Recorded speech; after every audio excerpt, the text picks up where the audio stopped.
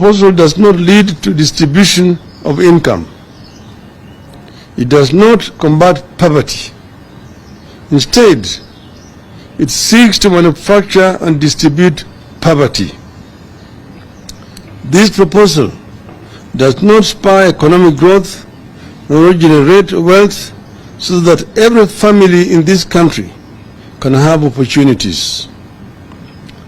It traces and kills those opportunities.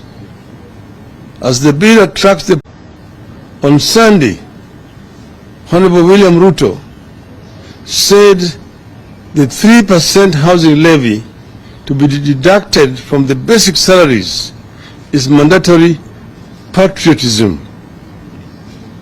National Treasury Secretary Joho has said Kenya Kwanza is hiking taxes to catch up with the neighbors. Kenya Kwanza's leadership in Parliament has also declared that they will have their way because a government never loses. It is clear the so-called public participation is being invited is a mere charade and a gimmick to give Kenyans false hope before they are hit with a tsunami of taxes beginning July. As Ruto was speaking on Sunday, the Energy and Petroleum Regulatory Authority had just raised the retail fuel prices by Kenya shilling 3.4 for the super petrol, shilling 6.4 for diesel, and 15.19 for kerosene. The Kenya shilling itself also continued with this free fall against other major currencies. The rise in the price of fuel and the continued fall of the shilling means the cost of everything goes up again. Kenyans will recall that early on we had warned that despite all state propaganda trying to ease the supply shortage of maize and lower its costs through duty-free imports would not work and that prices would not come down. To ensure the subsidy is passed on to consumers, the government would have to agree with the traders on a formula on various margins and costs. Such negotiations have failed as was expected. Further, if importation is to lower the market price of maize, the volume of imported maize would have to be massive. Reports indicate that not many importers took the offer.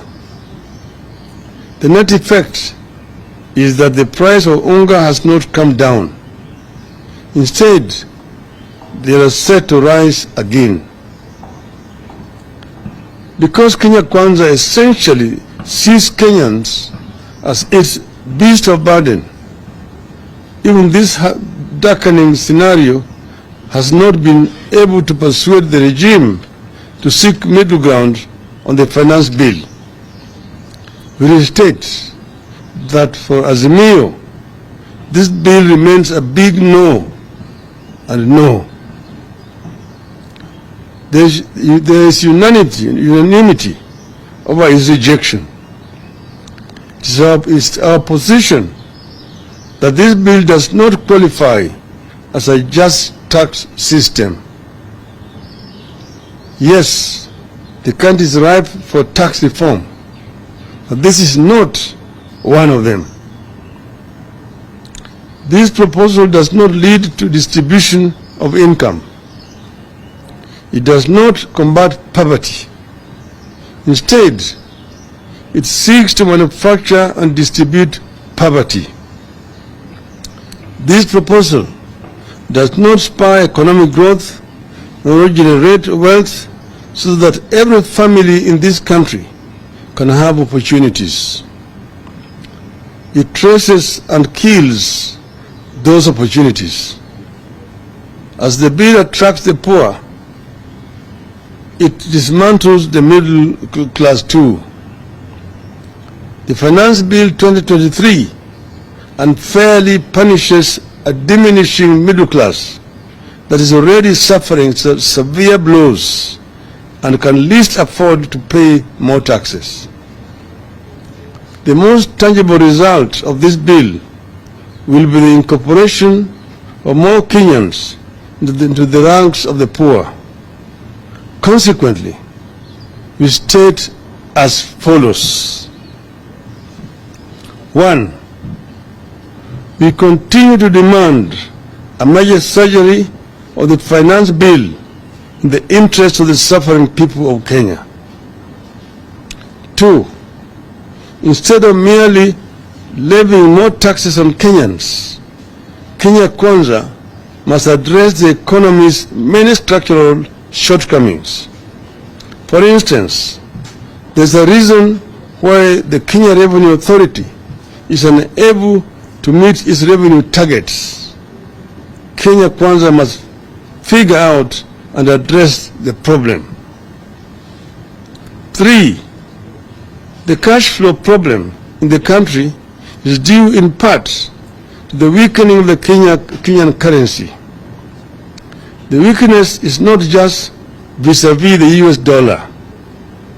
Our currency fell significantly against the Tanzania shilling by nearly 10% since last September. This suggests that domestic factors are causing part of the decline of the Kenyan shilling. Kenya Kwanza must get to the bottom of this problem and stabilize the shilling. 4. Kenya Kwanza must strengthen and not undermine critical institutions such as those tasked with fighting corruption, collecting revenue, and investigating and prosecuting crimes as it is presently doing. 5. Kenya Kwanza must incorporate all productive citizens into its nation-building projects. Currently, the regime has alienated a huge section of the population who sees themselves as outsiders and strangers in their own country. 6. Kenya Kwanza must rationalize public expenditure. It must live within its means instead of spending money it does not have on programs and projects in the country does not need. 7. Kenya Kwanza must address the public concern that even as taxes rise on everything and for everyone, there is no clear plan to spend new tax revenues on welfare programs for the poor. Instead, those taxes will only stoke inflation and hurt the purchasing power of the poor families. 8. We appeal to all Kenyans to participate actively in the process of validation and express themselves loudly and clearly that they cannot take any more burden. We equally encourage our people to lobby our elected leaders to stand with the people on this matter. Punda Imechoka. 9. Finally, we make it clear that if this bill is railroaded through Parliament, Kenya Kwanza must prepare that we will have no option but to mobilize citizens around the country to fight for themselves.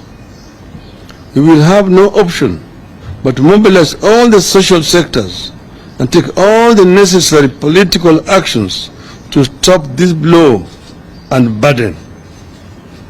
Punda Imechoka. Thank you.